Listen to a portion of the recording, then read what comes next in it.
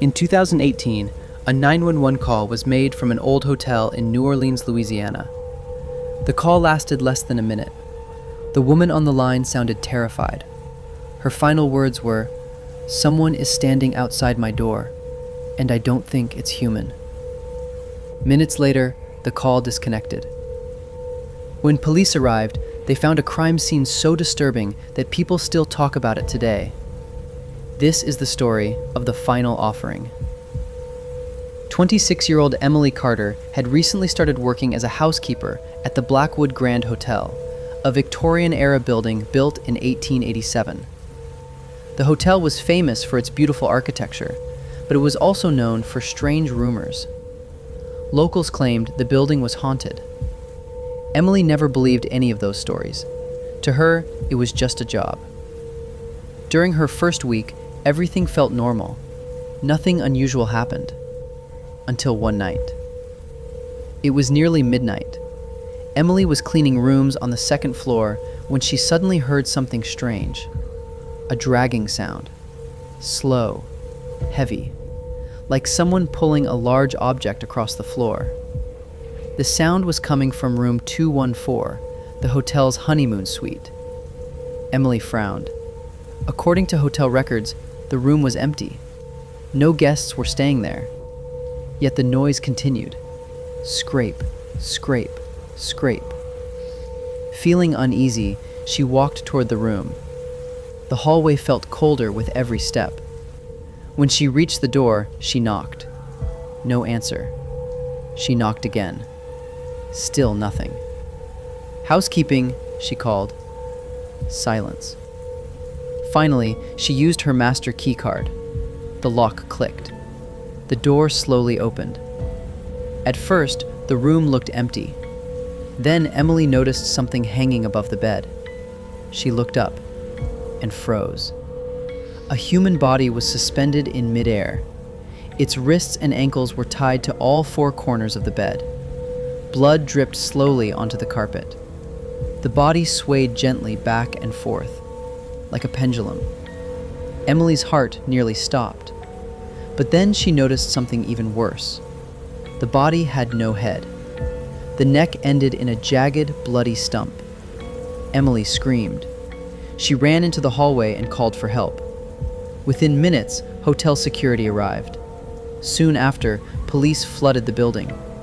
Even experienced detectives were shocked by what they saw. There were no fingerprints, no signs of forced entry, no witnesses.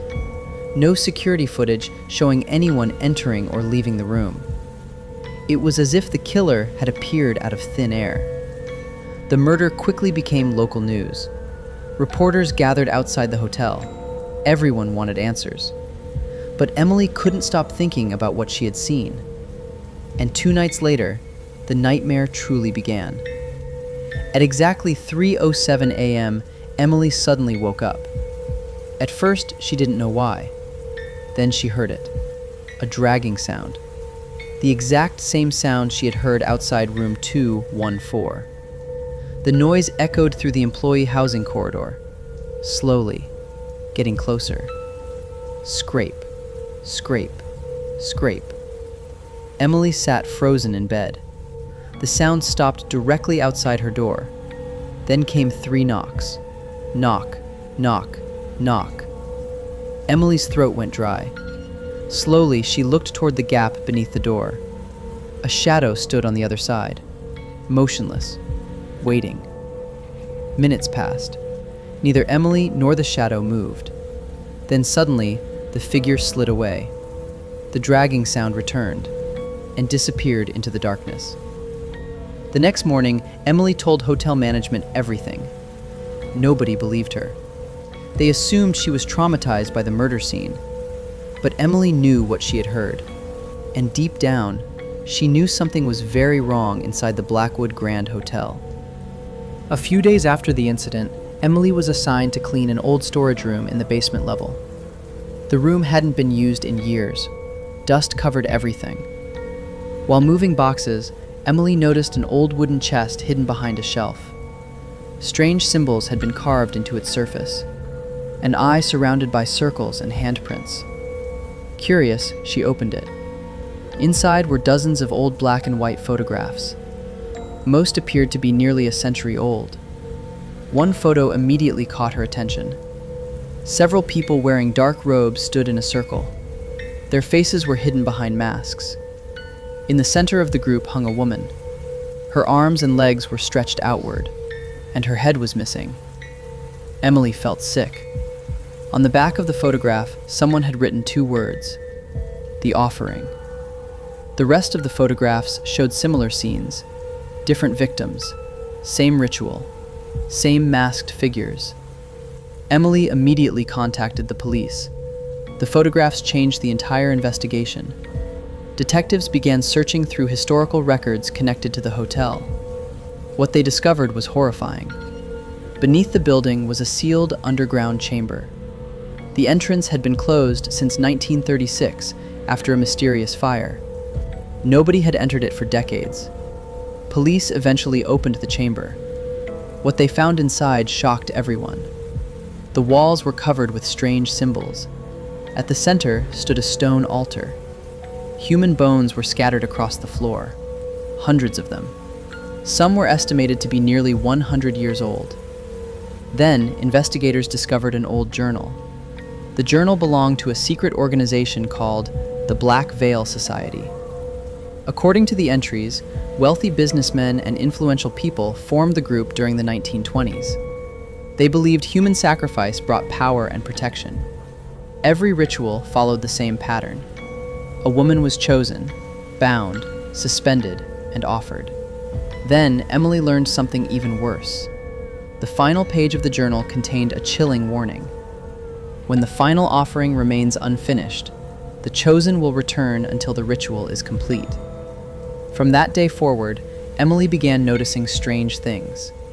Reflections moving behind her, footsteps in empty hallways, whispers coming from locked rooms. And every night, at exactly 3:07 a.m., the dragging sound returned. Soon, Emily started feeling like someone was watching her. Every second, every minute, every day.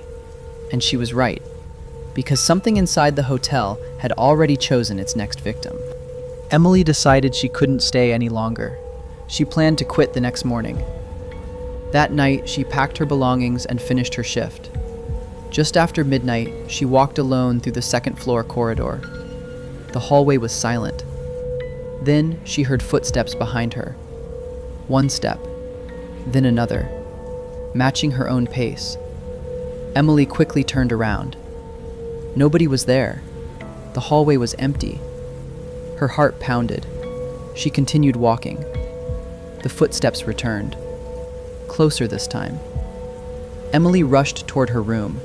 She opened the door and immediately froze. 5 figures stood inside. Each wore a black robe.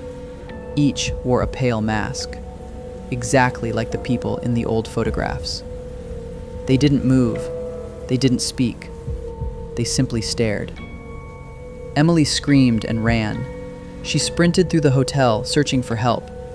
But every hallway felt abandoned, every room silent, as if she were completely alone. Terrified, she entered the nearest room and locked the door behind her. Then she pulled out her phone and dialed 911. The dispatcher answered. Emily tried explaining what was happening, but her voice trembled uncontrollably.